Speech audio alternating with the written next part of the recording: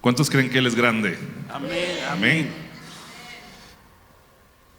Creo que estar acá es una responsabilidad muy grande. O sea, alguien me decía, no, pero estás muy acostumbrado a hablar, pero a veces es bien difícil dejar el hombre a un lado y dejar que Dios hable. Y esa es la parte mucho más difícil de estar en este lugar. Y hoy, con gente orando, pidiendo que sea Dios quien hable, realmente Dios ha venido hablando a mi vida en muchos aspectos. Y hoy vamos a hablar, como decía el pastor en la serie, de la humildad, pero vamos a hablar de aspectos sumamente relevantes que no solo Dios ha trabajado con muchas personas de la Biblia, sino que ha trabajado en muchos de nosotros en procesos que ni siquiera entendíamos que eran parte de lo que Dios estaba haciendo. Y hoy vamos a hablar de algo que es bien importante. Y hoy vamos a hablar sobre los sueños, pero también vamos a hablar sobre el futuro en Dios, que no solamente tiene que ver con nuestros propios deseos, sino con los deseos de Él para nosotros. ¿Cuántos quieren escuchar a Dios hoy? Amén. Entonces, hoy quisiera iniciar con esto. Dice, José de soñador a servidor. Y cuando hablamos de sueños, nos imaginamos cosas que hemos venido soñando desde niños. Y si ustedes me preguntan cuál era tu sueño de niño, podría hablarles de muchas cosas que quería, pero me acuerdo que de niño yo escuchaba hablar de Disneylandia y a mí se me imaginaba un mundo de fantasía impresionante. Y me acuerdo que una vez fuimos, yo creo que, no sé si era Esquilandia o algo, y yo creí que era Disneylandia. Entonces yo de niño decía, no puedo creer que mis papás me trajeron a Disneylandia, yo creyendo que ese era el mundo. Pero entonces me empecé a dar cuenta que de niño mis sueños eran totalmente distintos a los sueños que Dios empezó a poner en mí más adelante. Y entonces cuando yo me metí a estudiar la vida de José, me empecé a dar cuenta que a pesar que conocemos todos de José, lo que sabemos general de la Biblia, Dios me llevó a empezar con algo bien específico y me gustaría empezar con Génesis 37, 2 y 3. Y quisiera que me acompañen a leer esta parte y ustedes van a entender que José, a pesar que conocemos cosas bastante importantes de él, miremos esto, dice, este es el relato de Jacob y su familia. Cuando José tenía 17 años de edad, ¿cuántos años? 17 años de edad, a menudo cuidaba los rebaños de su padre. Trabajaba para sus medios hermanos, los hijos de Bilha y Silpa, dos de las esposas de su padre. Así que le contaba a su padre acerca de las fechorías que hacían sus hermanos. Ahora, yo leía esto y yo dije, me impresiona, 17 años José, pero miren la parte que dice que le contaba a su papá de las fechorías de sus hermanos. Ahí empezamos medio turbio el asunto. Y entonces cuando yo leía sobre él, yo decía, no puede ser que la familia de José se parece mucho a nuestras familias. Si yo les contara lo que le hice a mi hermana cuando yo tenía alrededor de 15 años, yo siempre trataba la manera de meter zancadilla y decir, aquí va a caer mi hermana. Y yo me acuerdo que mi interés era que mi hermana estuviera en problemas. O sea, ese era mi interés, porque el que ella estuviera en problemas era como vengarme de todas las que me hacía ella. Y entonces yo leía esto y yo decía, yo no me veo tan distante a lo que José hacía, porque dice que él iba y le llevaba el chisme de todo lo que los hermanos hacían. Y entonces yo me imagino que Jacob, escuchando todo lo que José le decía, empezaba a tomar decisiones conforme a lo que José le iba diciendo. Pero entonces, miremos en el 3, dice, Jacob amaba a José más que a sus otros hijos porque le había nacido en su vejez. Esto está bastante fuerte. Dice, Jacob amaba a José más que a sus otros hijos. Dice, un día Jacob mandó a hacer un regalo especial para José, una hermosa túnica. Y entonces yo me fui a estudiar un poquito de las túnicas. Y entonces la Biblia habla de que las vestimentas de las personas en aquel entonces, y las túnicas normalmente eran sencillas para la gente. Incluso se habla que eran sin mangas o con manga corta, incluso llegaban tal vez a la rodilla. Pero la túnica que Jacob le mandó a hacer a José habla de que era manga larga, era larga hasta el tobillo, era de colores, lo cual representaba que podía ser de diferentes telas, diferentes materiales. Y ese tipo de túnicas lo usaba únicamente la nobleza. Y cuando hablamos de la nobleza, no era la categoría en la que la familia de José estaba. La nobleza era una categoría que estaba debajo de la realeza, gente poderosa, gente de mucho dinero. Y entonces viene Jacob y le regala a José una túnica que era diferente a la de los hermanos. Entonces yo me pongo a pensar, ¿qué creen ustedes que los demás hermanos pensaban? Todos se alegraban y decían, sí, se lo merece, bien por José.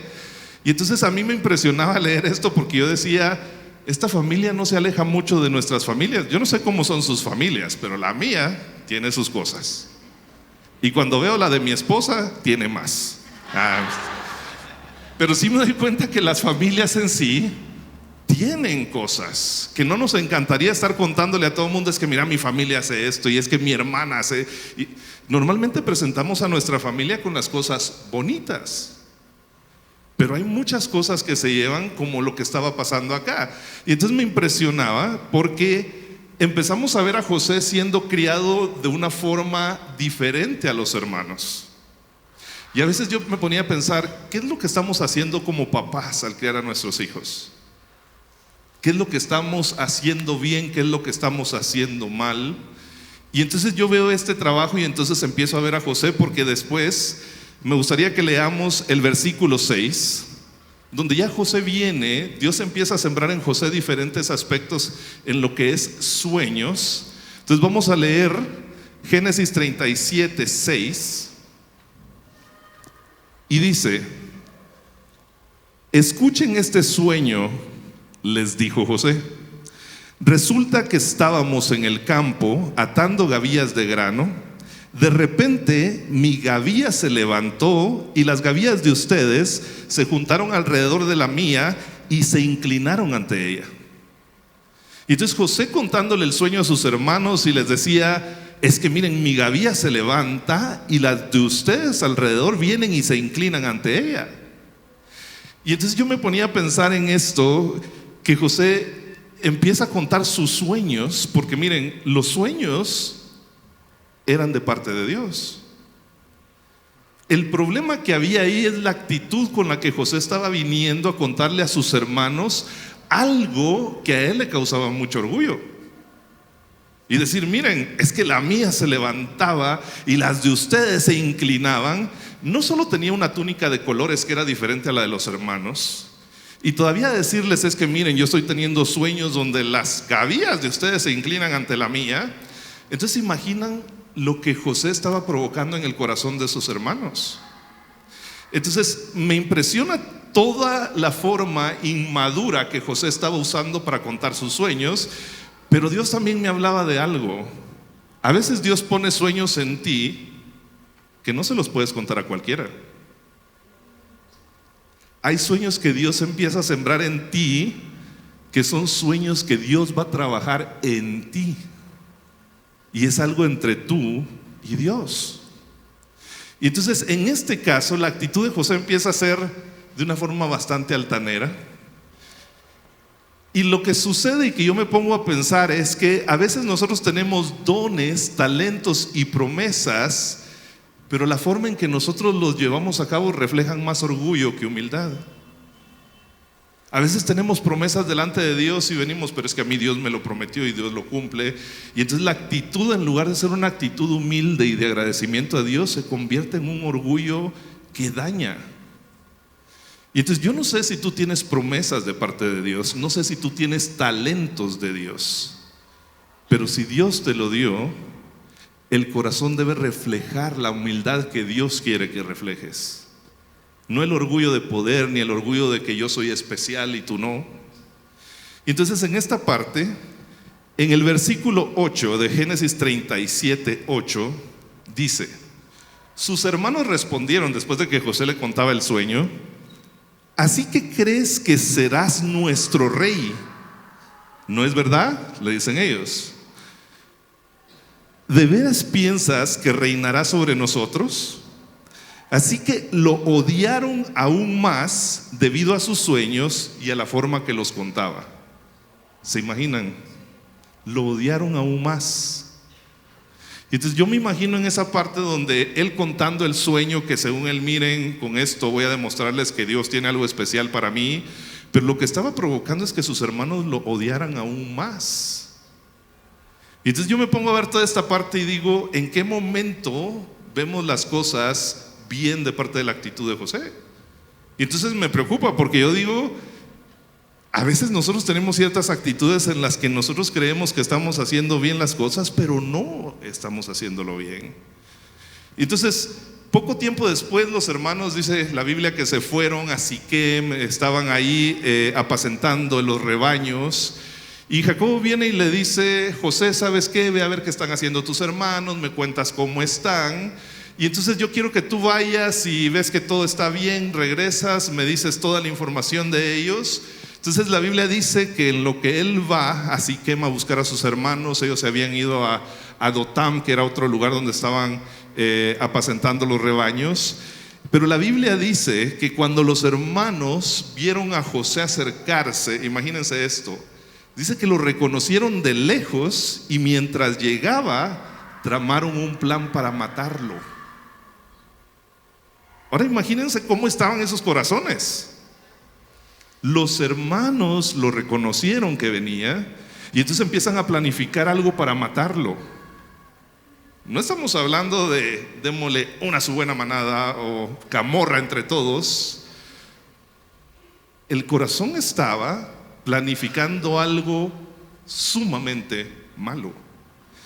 Y entonces empieza toda una situación en la que Rubén viene y quiere defender y entonces trata de quedar bien con sus hermanos, pero dice, no hombre, miren, mejor tirémoslo a una cisterna. Y entonces cuando hablamos de la historia nos damos cuenta que entonces Dios empieza a tomar todo eso para trabajar en José. Pero miren, algo impresionante es que viene Judá, que es uno de los hermanos, y empieza él a tramar qué hacer y decía, no, venían unos mercaderes del área de ismaelitas. Y entonces dice, mejor no lo matemos, porque imagínense, después de matarlo vamos a tener que encubrir el crimen, dice Judá, imagínense. Y entonces es mucho, entonces ¿para qué lo matamos? Mejor, ¿saben qué? Vendámoslo como esclavo. Y entonces Judá viene con una solución en donde dice, y así, yo me imagino a Judá pensando, y así nos evitamos el encubrir el crimen, no lo matamos nosotros porque es nuestro hermano, mejor que lo maten ellos. Y entonces la mentalidad de Judá planificando el deshacerse de su hermano. A mí me impresiona todo ese proceso porque a veces uno dice, solo habla de José y de todo lo que Dios hizo, pero imagínense todo este proceso. Ahora, si ustedes me preguntan, yo creo que José también falló en muchos aspectos, pero eso no quita el nivel del corazón que tenían en ese momento los hermanos. Y entonces cuando hablamos de esto, imagínense, lo venden. José es vendido, en Génesis 37:28 dice que José es vendido como esclavo. Y luego de que es vendido llegan al área de Egipto. Entonces estos ismaelitas que lo llevaban deciden vendérselo a alguien que se llamaba Potifar, que era el capitán de la guardia del faraón. Entonces se imaginan, lo venden a Potifar, Potifar siendo un ministro importante para el rey. Entonces lo pone a trabajar y la Biblia me impresiona porque entonces la Biblia, y quiero leerles esto, Génesis 39 dice en el versículo 2, el Señor estaba con José, por eso tenía éxito en todo mientras servía en la casa de su amo egipcio. Entonces yo me pongo a pensar porque cuando hablamos de lo que nos sucede a nosotros en la vida, a veces pasamos por situaciones bien complejas. Lo que se nos olvida es esta parte donde dice, el Señor estaba con José, es decir, que el Señor está contigo, aun cuando la situación no pinta bien. Y yo lo que veo en todo esto es, imagínense, él tenía éxito sobre todo, y la Biblia dice en Génesis 39:4, imagínense esto, dice, eso agradó a Potifar, que el Señor estaba con José. Y esta parte, así José halló gracia ante sus ojos y llegó a ser su siervo personal. Y él lo hizo mayordomo sobre su casa y entregó su mano todo lo que poseía. Esto estamos hablando de un ministro importante del rey. Y entonces Dios le pone gracia a José y lo coloca de esta forma como un asistente personal de Potifar. Pero yo lo que quiero que vean acá es, esto no le quita el título de esclavo a José. Él seguía siendo esclavo. Y entonces viene Dios, lo empieza a bendecir, lo nombró como su asistente, y entonces empieza Dios a bendecirlo en el área donde estaba también. Pero luego me impresiona porque en Génesis 39, 7 al 18 es calumniado por la esposa de Potifar, donde ella lo empieza a ver guapo, donde empieza a decir, no hombre, este hombre me gusta, y empieza a tratar de atraerlo, y cada vez que ella se acercaba a él, José le decía, ¿cómo crees que yo voy a ceder a esto? Si tu esposo me puso sobre todo, lo único que no me cedió fuiste tú. Ahí es el límite. Y entonces yo me impresiono en todo esto porque la Biblia habla que un momento José está solo en la casa y él está trabajando en las cuestiones de su jefe, de su amo. Viene la mujer y empieza a agarrarlo, entonces él sale corriendo, pero la Biblia dice que cuando él corre deja su manto en las manos de ella, él se va y entonces ella empieza a llamar a los oficiales y les dicen, miren lo que este hombre esclavo hebreo hizo, él quiso abusar de mí. Y Potifar se enfurece tanto que se olvida de todo lo bien que había hecho y la Biblia dice que lo mete a la cárcel. Y entonces yo me pongo a pensar, imagínense, José, el preferido de su casa, le compran una túnica, le dan vestimenta impresionante. Sus hermanos deciden venderlo como esclavo, luego lo venden a Potifar. Estando como esclavo, no solamente ya estaba en un nivel de esclavitud, sino que entonces Dios dice, todavía no he terminado. Y entonces dice, no, a la cárcel. De esclavo pasó a ser preso. Pero miren algo que me impresionaba acá. A veces no entendemos qué es lo que Dios está haciendo cuando pasamos por dificultades. Y yo quisiera preguntarles, ¿cuántos han pasado por dificultades acá? Dificultades en que les ha tocado llorar, en las que les ha tocado clamar a Dios. Dificultades en las que no ha sido fácil. Pero a mí me impresiona porque José en sus dificultades, imagínense, cuando él se convirtió en esclavo, Dios utilizó esa etapa de su vida para convertirlo en un excelente administrador. De esclavo pasó a ser un excelente administrador. Pero ¿saben qué me impresiona más? Cuando Dios dijo, ya, esta etapa de tu vida estamos. Y entonces lo quita de ser un buen administrador y dice, ahorita te voy a hundir un poquito más y te voy a llevar a la cárcel. Y en la cárcel había un propósito. Yo me imagino cuántas veces José se arrodillaba en esa cárcel y clamaba a Dios y decía, Dios, ¿por qué si no hice nada? Y entonces él estando ahí, ¿se imaginan? Yo creo que a veces nos buscamos problemas, pero porque los provocamos nosotros. A veces tomamos malas decisiones y vienen consecuencias y es difícil y tenemos que enfrentarlo y aún así clamamos a Dios por ayuda y son cosas que pasan, pero sabemos muy dentro que nosotros provocamos eso. Imagínense la vida de José en una situación que él ni siquiera había provocado. Si hubiera sido yo me hubiera sentido muy mal, pero diciéndole a Dios, es que esto es injusto. ¿Cómo voy a aceptar esto? No, yo necesito hablar conociéndome a mí, yo hubiera pedido hablar con el gerente, ¿saben? Yo hubiera dicho, mira, ¿quién es el gerente? No, yo estoy acá. No, el gerente, ¿verdad? Y entonces hubiera dicho, no, o sea, espérame, Potifar, entonces yo hubiera querido arreglar la situación, pero yo me imagino a José diciendo, Dios, tú sabes que yo soy inocente, y aceptando lo que Dios tenía. Pero me impresiona mucho porque miren el propósito. Cuando Dios lo lleva a la cárcel, lo eleva de nivel. Y ya no únicamente es un buen administrador, sino es alguien que interpreta los sueños de Dios. De buen administrador, Dios lo eleva a un intérprete de los sueños de Dios. Y a veces nosotros no entendemos eso, pero a veces estás en una dificultad, lo que Dios está haciendo es que está formando algo en ti. Y luego te hundes más y dices, no, es que Dios se olvidó de mí. No, Dios se recordó de ti. Y Él te está formando en algo que tú ni siquiera entiendes. Y esa es la parte donde yo digo, los sueños no tienen que ver con lo que vivimos, los sueños tienen que ver con lo que viene después. Y entonces a veces tenemos sueños y decimos, no, mejor voy a abandonar este sueño porque lo que estoy viviendo, no, ya me demostró que no. Y ahí es donde Dios está trabajando, porque el sueño es del futuro, no es del presente. Y entonces yo podía ver esto, y cuando entendía esto de José, yo decía, es impresionante, es que en la esclavitud pudo haber terminado el castigo del orgullo que José tenía, pero Dios decía, no me es suficiente con hacerte esclavo, yo te tengo que llevar más profundo. Y Dios lo lleva más profundo, y cuando está en esa profundidad es cuando la luz de Cristo viene, la luz de Dios viene y lo convierte a otro nivel en donde dice, acá es donde yo te necesito.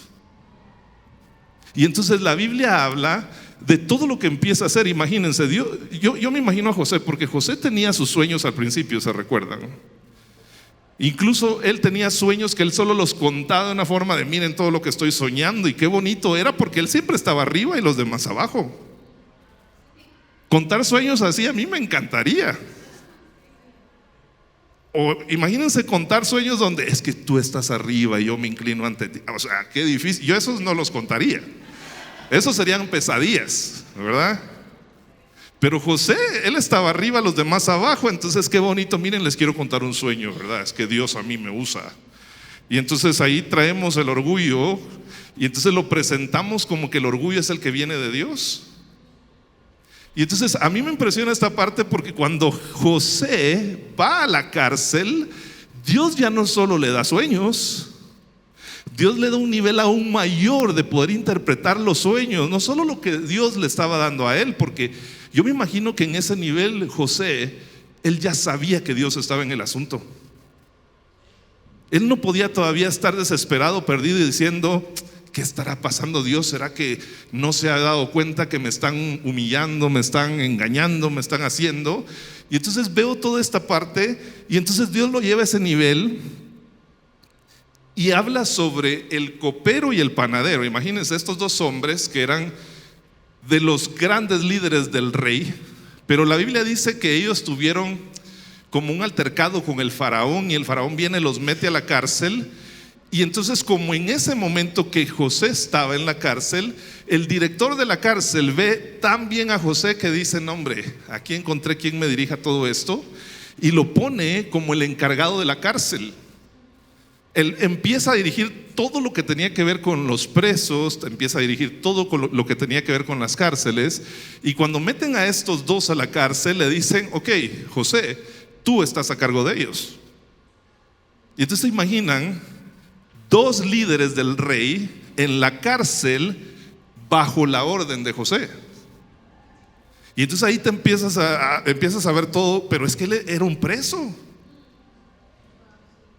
Pero entonces, como Dios estaba con él, Dios transforma toda tu situación oscura en una situación de luz, para que los demás que están alrededor tuyo reciban también de Dios. Y eso es lo que a veces no entendemos. Dios no solo te bendice a ti para bendecirte únicamente a ti. Dios te bendice a ti para que todos los que tengan contacto contigo sean bendecidos también. Y es que Dios no es un Dios egoísta. Dios no solo dice, ok, voy a agarrar a esta persona, la voy a bendecir y que esta persona sea feliz, esa persona. No, lo que Dios quiere es, voy a bendecir a esta persona porque a través de la bendición que le doy, su corazón cambia, y a través de lo que yo le doy, él va a empezar a dar. Y eso es lo que debería ser el reflejo de que Dios está haciendo algo en ti. ¿Qué estás dando? ¿Estás dando tristeza? Cada vez que alguien se acerca a ti, lo que haces es contarle tus problemas y cómo estás hundido.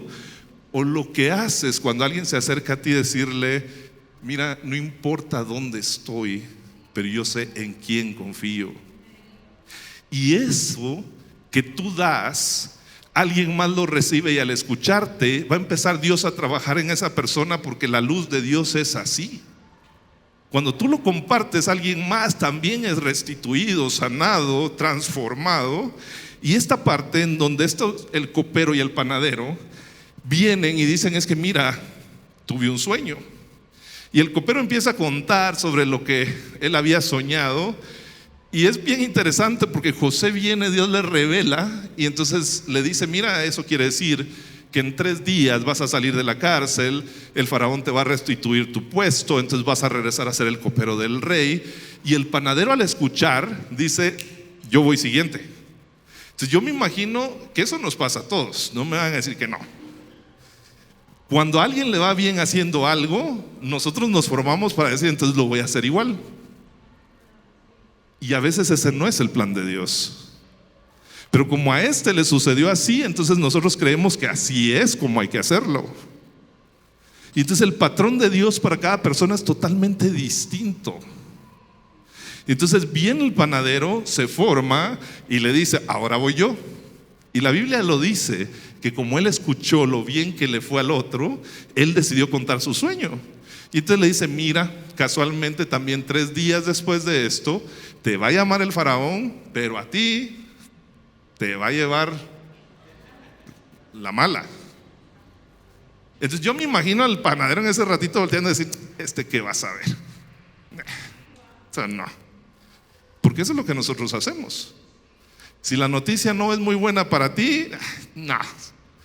Entonces yo digo, nuestra actitud debería ser ir a arrodillarnos, decir: Dios, no sé en qué fallé, pero ten misericordia. Y entonces en esta parte, imagínense, 3 días después los llaman, uno muere, el otro es restituido a su cargo. Pero antes de que él se fuera, le dice José: acuérdate de mí cuando hables con el faraón y le recuerdas de que yo fui el que te reveló el sueño, y cuéntale lo mal que me ha ido sin yo tener culpa de nada. Y le dice, me imagino, el copero con muchísimo gusto. Lo impresionante es que pasaron 2 años. La Biblia dice que el copero se olvidó de José. ¿Cuántos de ustedes o cuántos de nosotros somos así de agradecidos o mal agradecidos? Que cuando alguien te extiende la mano, estás tan agradecido en el momento, pero luego te vas y te olvidas. Y tal vez lo que Dios quería es que tú fuiste bendecido, recuérdate de quién te tendió la mano. Y entonces en este caso la Biblia dice que viene el faraón y empieza a contar un sueño que tiene. Y entonces se recuerdan el sueño de las 7 vacas flacas. Y habla de que esas 7 vacas flacas y raquíticas se comían a las 7 vacas gordas y robustas. Y entonces el faraón decía que llamó a los magos para que le interpretaran el sueño, y nadie podía interpretarlo. Algo que me impresiona es que cuando Dios está en el asunto, Él pone todo para que la gente entienda que Él es el que recibe toda la gloria. Y miren, algo que me impresiona de José en esta parte, y quisiera si me ayudan con Génesis 41:16. Y esto es algo que de verdad yo digo, vamos a recordarnos a José en 2 etapas. ¿Se recuerdan de José que contó los sueños al principio, de su túnica? Cuando estaba súper orgulloso de lo que le estaba sucediendo y venía y les decía a sus hermanos: todo esto va a pasar. ¿Se acuerdan? ¿Sí? Ahora miremos esto. Génesis 41:16 dice: cuando el faraón lo llama para que le ayude con su sueño, José inmediatamente lo que dice es: no está en mis manos el poder para hacerlo. Si hubiera sido yo creo que yo hubiera dicho: con mucho gusto, faraón, mire que yo tengo una habilidad impresionante. Eso hubiera sido yo, porque yo en ese momento ya me hubiera sentido pollón. O sea, ¿se imaginan ya a 2 acertados? El que viene es el faraón. A le voy a mostrar que mi currículum tiene todo lo que él necesita. Y José tenía ese nivel para hacerlo. Y yo estoy seguro que Dios estaba en el asunto. Pero viene José y responde: perdón, faraón, no está en mis manos el poder para hacerlo. Pero Dios puede decirle lo que su sueño significa y darle tranquilidad. ¿Se dan cuenta la diferencia del José que inició contando sus sueños al José que Dios estaba transformando en el proceso? Y entonces a veces nos quejamos de la prueba, del proceso, pero no pensamos en dónde Dios nos está llevando. Y entonces cuando el faraón viene y le dice, esa es la respuesta de José, y al mismo tiempo le empieza a decir, las 7 vacas flacas representan 7 años de necesidad, pobreza y escasez. Las 7 gordas, las 7 robustas, representan 7 años buenos, de buena cosecha. Y entonces lo que me impresiona aún más, si nos podemos ir a Génesis 41 del 33 al 36, yo es lo que les digo, yo en mi posición, yo ya hubiera presentado mi currículum y decir, aquí está, me pongo a la orden, porque mire esto. Pero yo quiero que veamos esta parte que es impresionante, Génesis 41, 33 al 36. Y esto es algo que realmente nos encanta, porque, bueno, me encanta porque dice, por lo tanto, le dice José al faraón, por lo tanto el faraón debería encontrar a un hombre inteligente y sabio y ponerlo a cargo de toda la tierra de Egipto. Después el faraón debería nombrar supervisores de la tierra a fin de que almacenen una quinta parte de las cosechas durante los 7 años buenos, haga que ellos reúnan toda la producción de alimentos en los años buenos que vienen y la lleven a los graneros del faraón, almacene bien el grano y vigílelo para que cuando lleguen los 7 años de hambre sobre la tierra de Egipto, y vigílelo para que haya alimento en las ciudades. De esa manera habrá suficiente para comer cuando lleguen los 7 años de hambre sobre la tierra de Egipto. De lo contrario, el hambre destruirá la tierra. A mí me impresiona que José no solamente interpretó el sueño del faraón, le presentó un plan. O sea, me impresiona el nivel al que llegó José, que ya no solamente le dijo esto va a suceder, no, le dijo, ¿sabes qué necesitas? Necesitas poner un hombre al mando de esto, necesitas poner supervisores en esto, necesitas almacenar esto. Y le presentó un plan en donde yo digo, ¿quién sino Dios, el que había transformado a José el soñador, en José el proveedor, el servidor, el hombre administrador? Y entonces empiezo a ver esta parte de José en donde presenta un plan. Y en Génesis 41, 41, miren, dice, el faraón dijo a José, tendremos el 41, 41 de Génesis, porque aquí es donde yo me doy cuenta que cuando Dios tiene un plan, Él lo ejecuta. Y en Génesis 41, 41 está la parte de la Biblia donde nos promete que Él te devolverá. Y no te devolverá lo mismo, te devolverá a un nivel mayor. En Génesis 41, 41 dice, el faraón dijo a José, Faraón dijo también a José, mira, te he puesto sobre toda la tierra de Egipto. Vamos al 42.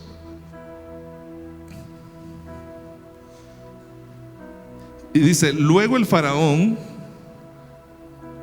voy a leer esta que tengo acá. El faraón dijo a José, yo aquí en persona te pongo a cargo de toda la tierra de Egipto.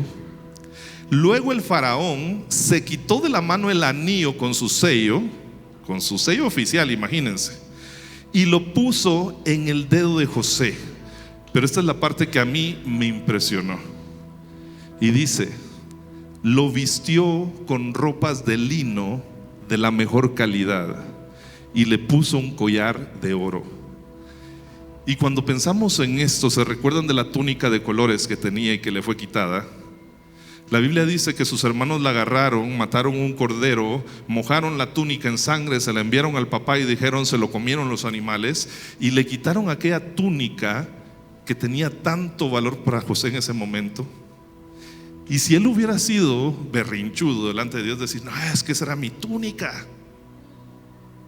Pero el plan de Dios era aún mayor.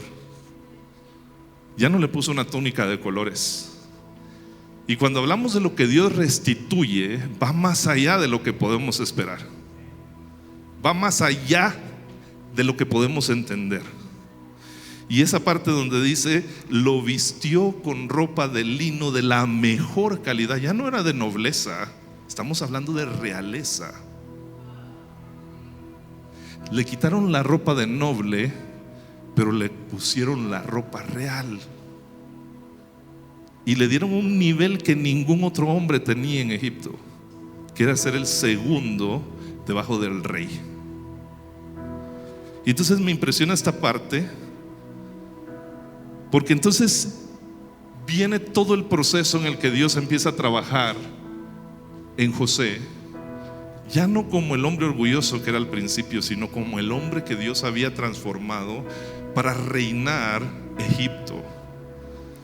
Y si seguimos leyendo todo lo que Dios habla sobre el encuentro que José tiene con sus hermanos, porque entonces la necesidad lleva a los hermanos de José a llegar a Egipto para comprar comida.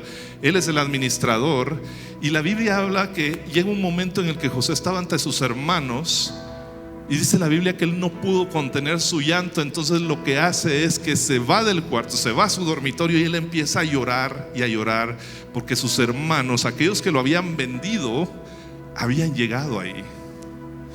Y yo quiero leerles esta parte porque realmente sí es algo que impresiona.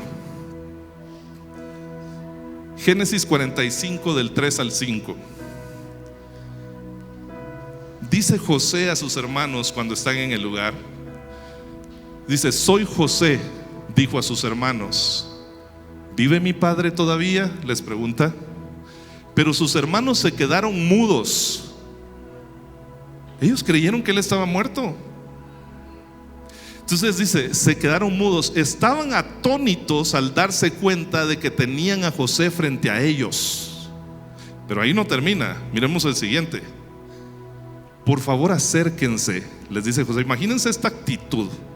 Otra vez, hubiera sido yo, no hubiera sido así. Dice, acérquense, les dijo. Entonces ellos se acercaron, y él volvió a decirles: soy José, su hermano, a quien ustedes vendieron como esclavo en Egipto. Pero eso no fue reclamo. Miremos la siguiente parte. Pero no se inquieten ni se enojen con ustedes mismos por haberme vendido. Fue Dios quien me envió a este lugar antes que a ustedes, a fin de preservarle la vida a ustedes y a toda nuestra familia. Y entonces José está en ese nivel en que les dicen: no se preocupen, no tienen por qué tener miedo. Lo que ustedes hicieron era parte del plan que Dios tenía. Y si ustedes ven la Biblia, y esto es algo que de verdad me quebranta, y es entender que José tenía todo el poder de vengarse de sus hermanos, pero él tomó la decisión de sacar lo que Dios había construido en él y dar aquel amor, aquella compasión, aquella bondad que fue construida en ese proceso tan duro. Y entonces yo entendí algo: Dios jamás va a despreciar a los orgullosos. Él los va a formar. Y es cuando yo volteo a Dios y le digo: fórmame, Dios.